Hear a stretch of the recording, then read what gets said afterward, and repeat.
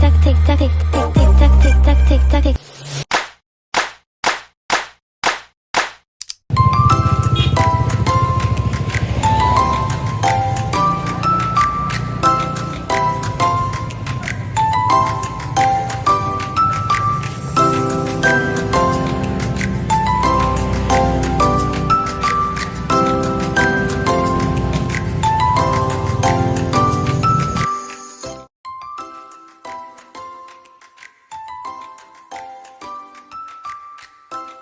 Baik Pak, sebenarnya perkenalkan saya Iksan, bersama rekan saya ada Najwa dan juga Halimah. Kami dari mahasiswa UNP Pak, dari program studi akuntansi.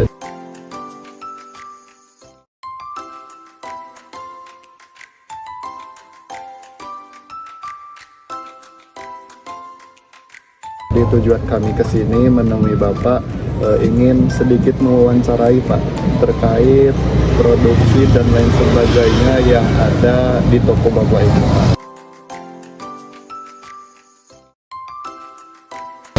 Ini yang pertama, untuk nama Bapak kalau boleh tahu siapa ya Pak? Teddy. Pak Teddy ya, oh ya Pak Teddy. Kalau terkait Lengkap. gimana Pak? Lengkap. Boleh? Pak Teddy Kurniawan ya Pak. Oh, ya. Kemudian kalau toko Bapak ini, toko Pak Teddy ini awal berdirinya kapan ya Pak? 2011, berarti kurang lebih 13 tahunan ya Pak. Sudah lama juga ya. Kemudian apakah Bapak memiliki karyawan Pak? Punya berapa? Kalau boleh tahu Pak karyawan? 2 orang ya. Kemudian untuk target marketingnya nih Pak, dari toko Bapak ini target marketingnya untuk siapa saja Pak? Apakah untuk umum siapa saja atau hanya untuk ibu-ibu rumah tangga atau bagaimana Pak? Ya, masyarakat lingkungan sini sama mahasiswa. Masyarakat umum berarti ya Ya, Pak? masyarakat. Kalau tantangan nih Pak, tantangan dan hambatan selama Bapak memiliki toko ini gitu Pak, atau dari awal mula merintis toko ini, bagaimana kira-kira Pak? Tantangannya sebenarnya saingan kalau sekarang. Saingan dulu dulunya toko ini nggak berapa banyak Pak. Kalau sekarang sekitar sini ada 8. Terus yang lainnya tantangannya saingan online. Jadi karena banyak yang jual beli online, jadi mereka lebih banyak memilih yang online begitu ya Pak? Iya, kadang membandingkan harga online. Oh iya, sama betul harga betul. sini. Iya Pak. Gitu ya.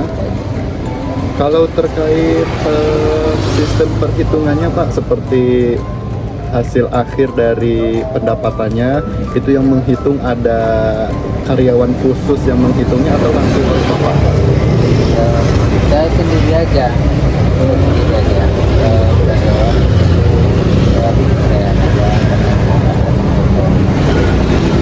keluarga kan. Ya.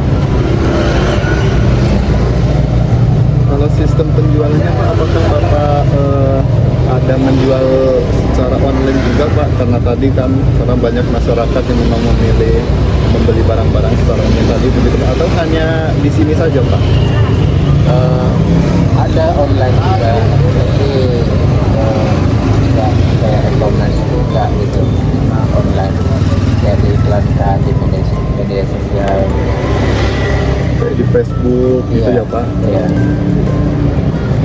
Kemudian kalau pencatatannya Pak, seperti pencatatan persediaan barang-barang yang ada, kemudian sistem keuangannya, penggajiannya itu dilakukan secara manual atau menggunakan aplikasi Pak? Manual aja. Manual ya, berarti Iya. masih manual. Kemudian metode, iya berarti untuk implementasi tadi tidak menggunakan aplikasi begitu ya Pak? Enggak. Iya.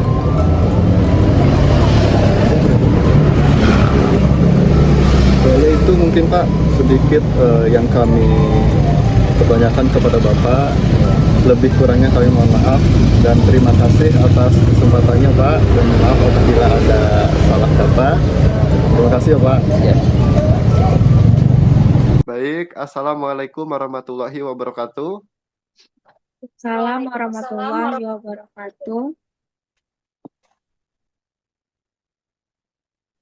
Baik, di sini kami akan menyampaikan laporan terkait proyek akhir sesi 3 untuk memenuhi tugas sistem informasi akuntansi yang beranggotakan saya sendiri Iksan Firmansyah dengan NIM 230430014, kemudian Najwa Nelsia dengan NIM 230430076, dan Halimatus Sa'diyah dengan NIM 230430013 dengan dosen pengampu Bapak Jeffrianto SEMAK.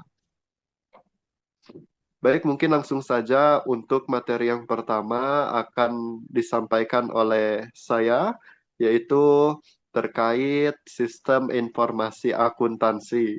Pertama, kami ingin menjelaskan pengertian dari sistem informasi akuntansi itu apa sih ya.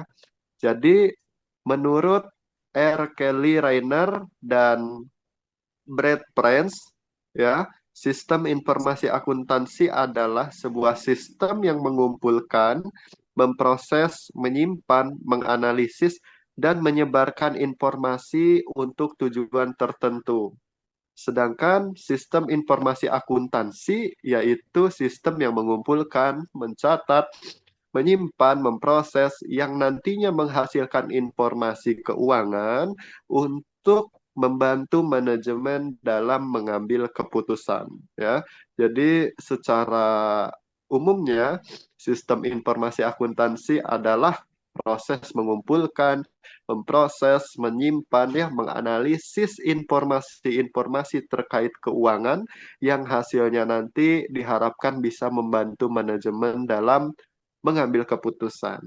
Itu pengertian sistem informasi akuntansi. Kemudian berikutnya komponen sistem informasi. Ternyata sistem informasi memiliki komponen-komponen atau elemen-elemen ya yang ada atau yang terdapat dalam sistem dan bekerja untuk mengumpulkan, memproses, menyimpan, menganalisis dan menyajikan informasi tadi. Ya. Dalam sistem informasi, elemen atau kelompok tersebut diantaranya pertama ada perangkat keras, yaitu komponen fisik dari sistem informasi seperti komputer, server, ya, perangkat jaringan, printer, dan lain sebagainya.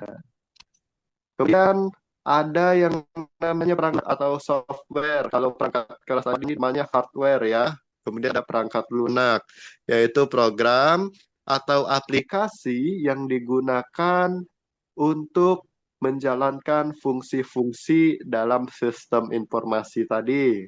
Contohnya ada aplikasi database ya, perangkat lunak manajemen bisnis atau sistem operasi lainnya. Berikutnya ada komponen data ya. Data adalah elemen inti dari sistem informasi yang diolah menjadi informasi yang berguna bagi manajemen.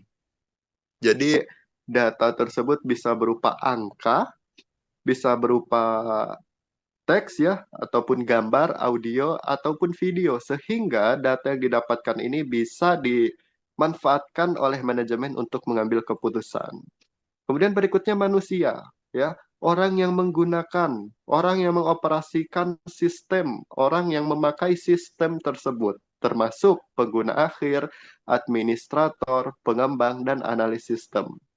Kemudian ada prosedur ya. Jadi ketika ada sebuah sistem, kemudian ada orang yang menggunakan sistem tersebut, tentu kita butuh prosedur ya. Langkah-langkah atau aturan cara kerja dari sistem informasi ya. Jadi prosedur ini mencakup panduan operasional dan kebijakan yang digunakan oleh pengguna sehingga kita bisa mencari informasi dan lain sebagainya itu benar gitu ya. Kecil kemungkinan untuk kita katakan salah dari informasi tersebut karena kita mengikuti sesuai prosedurnya. Kemudian yang terakhir komponennya yaitu jaringan ya. Komponen ini memungkinkan komunikasi dan pertukaran data antar perangkat dalam sistem informasi, baik secara lokal maupun global. Ya, baik. Jadi itu 6 komponen ya, atau 6 elemen yang terdapat dalam sistem informasi ya. Jadi 6 elemen tersebut memang harus ada dalam sebuah sistem informasi. Jika kurang satu saja, maka itu tidak bisa kita katakan sistem informasi. Ya, misalkan kita tidak ada jaringan, seperti apa sistem itu mau berjalan? Kita tidak ada prosedur, seperti apa langkah-langkah kita dalam melaksanakan atau menjalankan sistem tersebut. Ya, mungkin itu materi terkait pengertian sistem informasi akuntansi, dan elemen-elemen atau komponen-komponen dalam sistem informasi. Berikutnya materi terkait pengertian penjualan, kemudian toko yang kami teliti jenisnya bagaimana, kemudian flowchart yang digunakan oleh eh, flowchart yang digunakan untuk toko tersebut agar alurnya lebih baik yang akan disampaikan oleh Najwa Nelsya. Kepada Najwa Nelsya dipersilakan. Baiklah, di sini pengertian penjualan. Penjualan sendiri merupakan aktivitas maupun proses dalam menjual produk ataupun jasa kepada para konsumen dengan tujuan untuk mendapatkan keuntungan atau laba. Penjualan sendiri melibatkan interaksi antara penjual dan pembeli, di mana penjual dapat menawarkan barang atau jasa yang mereka miliki dan pembeli membayar dalam bentuk uang atau nilai lainnya sebagai imbalan kepada si penjual. Nah, ciri-ciri penjual sendiri yaitu yang pertama adanya produk atau jasa. Produk atau jasa yang ditawarkan kepada konsumen. Nah, di toko ini produk atau jasanya seperti barang-barang elektronik atau kebutuhan listrik. Nah, yang kedua yaitu adanya pelaku. Pelaku seperti penjual yang menawarkan dan si pembeli yang membeli. Dan yang terakhir yaitu adanya transaksi, yaitu pertukaran nilai antara penjual dan pembeli, dan ini digambarkan dalam bentuk uang. Nah, selanjutnya itu ada tujuan. Tujuan untuk mendapatkan keuntungan finansial atau mencapai target bisnis tertentu. Nah, jenis-jenis dari penjual yaitu adalah penjual dalam jumlah kecil yang langsung kepada konsumen akhir. Nah, selanjutnya itu adalah jenis toko yang kami teliti. Nah, jenis toko yang kami teliti ini merupakan toko listrik. Toko listrik ini adalah usaha kecil yang berlokasi di Kecamatan Padang Utara di Sumatera Barat. Toko ini menjual berbagai macam peralatan listrik seperti kabel, saklar, lampu, stop kontak, dan alat-alat listrik lainnya yang dibutuhkan oleh masyarakat setempat. Nah, toko ini juga melayani pelanggan dari berbagai kalangan, mulai dari individu yang membutuhkan peralatan listrik untuk keperluan rumah tangga hingga kontraktor yang membutuhkan peralatan dalam jumlah besar untuk proyek-proyek konstruksi. Nah, struktur dari organisasi toko listrik ini, toko ini dikelola oleh seorang pemilik yang juga bertindak sebagai seorang manajer. Selain pemilik, toko ini memiliki 2 karyawan yang bertugas untuk melayani para pelanggan, mengelola stok barang, dan melakukan transaksi penjualan. Karyawan ini bekerja secara bergantian untuk memastikan toko buka setiap hari dan dapat melayani pelanggan dengan baik. Nah, selanjutnya itu ada sistem penggajian di toko listrik family ini. Nah, sistem penggajian di toko listrik ini masih menggunakan metode manual. Pemilik toko menghitung gaji karyawan setiap bulan berdasarkan jam kerja yang telah dicatat secara manual. Gaji karyawan terdiri dari gaji pokok dan tunjangan tambahan seperti uang makan serta uang transportasi. Proses penggajian ini dilakukan dengan cara yang pertama itu mencatat jam kerja karyawan. Nah, karyawan dicatat jam kerjanya setiap hari dalam buku catatan.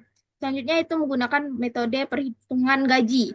Pada akhir bulan, pemilik toko menghitung total jam kerja setiap karyawan dan mengalihkan dengan tarif gaji per jam.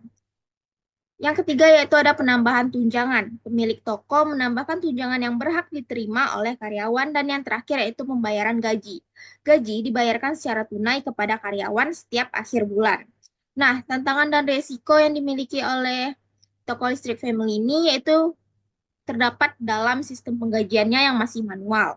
Nah, ini menghadapi beberapa tantangan dan resiko seperti kesalahan perhitungan, potensi kecurangan atau fraud, kehilangan data, dan keterlambatan pembayaran, dan kurangnya transparansi. Oleh karena itu, penting untuk mempertimbangkan langkah-langkah pengendalian yang dapat meningkatkan efisiensi dan akurasi dalam proses penggajian di toko listrik family ini.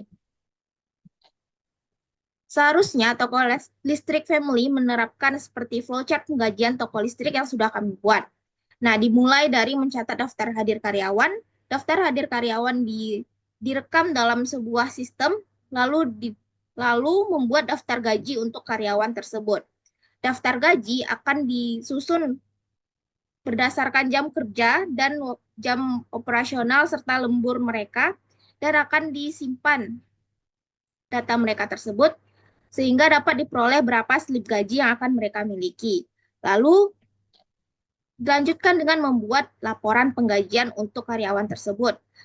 Nah, di laporan penggajian gitu, seperti itu akan terlihat berapa gaji karyawan sesuai dengan jam kerja dan jam operasional mereka.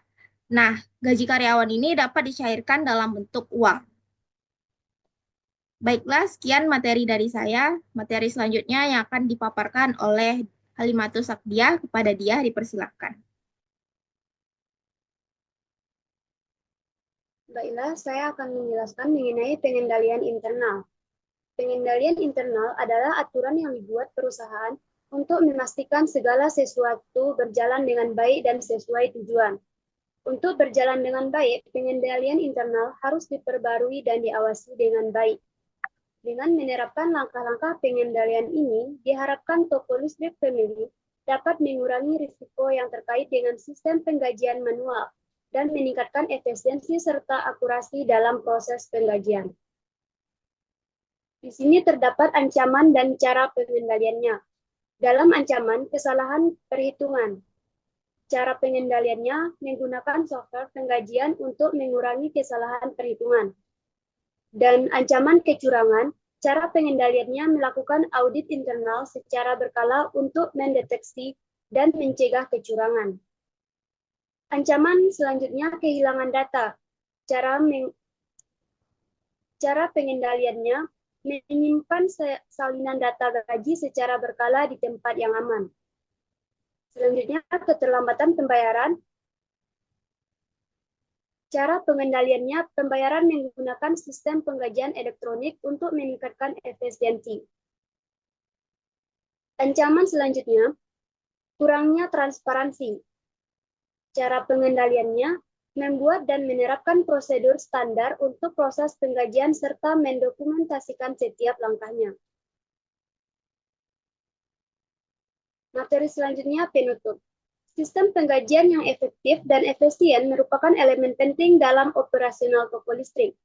Melalui analisis yang telah dilakukan, dapat kami simpulkan bahwa sistem penggajian manual yang saat ini digunakan memiliki beberapa kelemahan, seperti potensi kesalahan perhitungan, risiko kecurangan, dan kurangnya transparansi. Oleh karena itu, diperlukan langkah-langkah pengendalian yang tepat untuk mengatasi ancaman tersebut dan meningkatkan efisiensi serta akurasi dalam proses penggajian. Implementasi sistem penggajian elektronik, audit internal berkala, dan pelatihan staf merupakan beberapa langkah yang dapat diambil untuk mengurangi risiko dan meningkatkan kualitas sistem penggajian.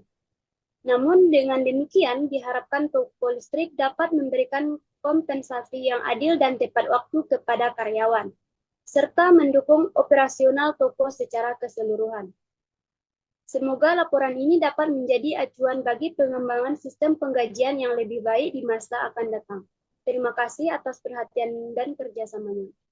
Sekian materi yang dapat saya sampaikan. Saya kembalikan kepada moderator. Ya, baik.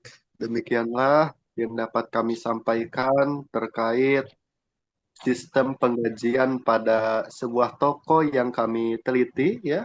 Mulai tadi pemaparan terkait sistem informasi, pengertiannya, kemudian pengertian sistem informasi akuntansi, komponen-komponennya, kemudian toko yang kami teliti jenisnya seperti apa, kemudian flowchart penggajian yang sesuai itu yang kami sarankan bagaimana, kemudian pengendalian internalnya, ada ancaman dan cara pengendaliannya seperti apa. Jadi demikian yang dapat kami sampaikan. Semoga bermanfaat. Terima kasih atas segala perhatian. Tak ada gading yang tak retak. Kami mohon maaf atas segala kekurangan. Terima kasih. Wassalamualaikum warahmatullahi wabarakatuh.